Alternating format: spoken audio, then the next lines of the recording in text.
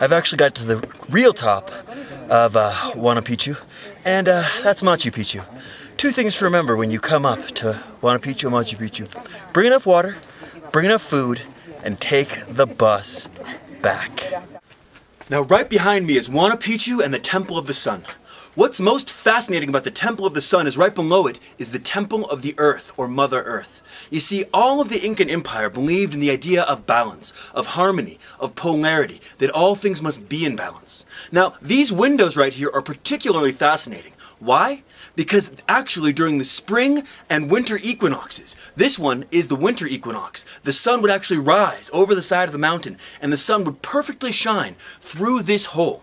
Imagine the amount of calculations, imagine the amount of time, effort, and preparation it would take. Not only, this is one of the most well-constructed buildings in all of the Incan Empire. The doorway is particularly interesting.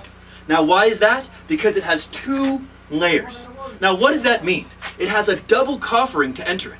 It means it's a sacred place to exit and enter. Now if you look at this, you can see how smooth this rock is, that you can't even fit your finger in between this work. There's no mortar. There's nothing to hold this together other than placing these stones together.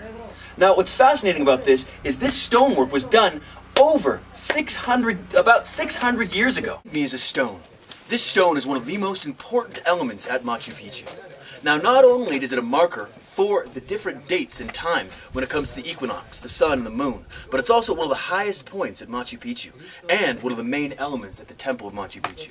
Now when you come here, you can see Machu Picchu, and the valley behind it, and it's truly a spectacular sight. So I'm at one of the many places along the Inca Trail where you can hang out on one of these hammocks. Now it's ridiculously awesome. You show up, they give you food, they give you water, they have beer cheap, and not only that, you can rest in one of these sweet little hammocks. So on the top of Machu Picchu there's a house, right? A house on the top of Machu Picchu, and you can see it go out and down the entire valley. So whoever must have lived up here must have been pretty important. I was told that it was either an astronomer, a high priest, or this is where the king came to pray.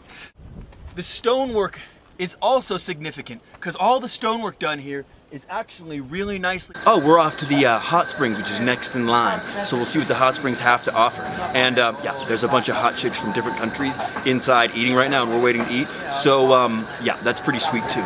By the way, please, hot chicks, keep traveling. We appreciate it. My buddy appreciates it.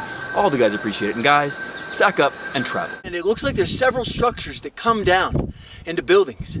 And much about Machu Picchu is not known. And the history is revised every 5 years. And we really don't know a whole lot about the Inca because there was so much destroyed due to the Spanish invasion of the Incan Empire. Not to mention that they believe that a lot was written on gold. But this appears to be some kind of altar because, as I showed you before, there's the building up top and then 2 interior buildings, and this goes out to infinity. Right here, as Ronnie was telling me that porters come from the mountains at 5:30 in the morning to help people carry them in, and they can carry up to 180 kilos, which is a huge amount, and these little men can carry. They've also got their own personal meals and their own personal drinks.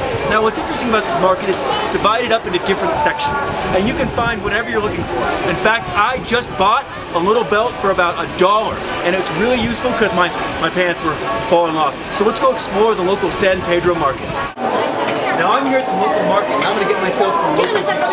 Now as you can see, they've got all kinds of different opportunities. And the price is right up here. Now this is a friend of a friend, and she's got all kinds of things. So they've got fresh guava, fresh carrots, fresh bananas, everything you could possibly think of made fresh. So what you're looking at here is probably $1, $1.25 for some of the best fruit juices you could possibly imagine. I think I'm going to get some.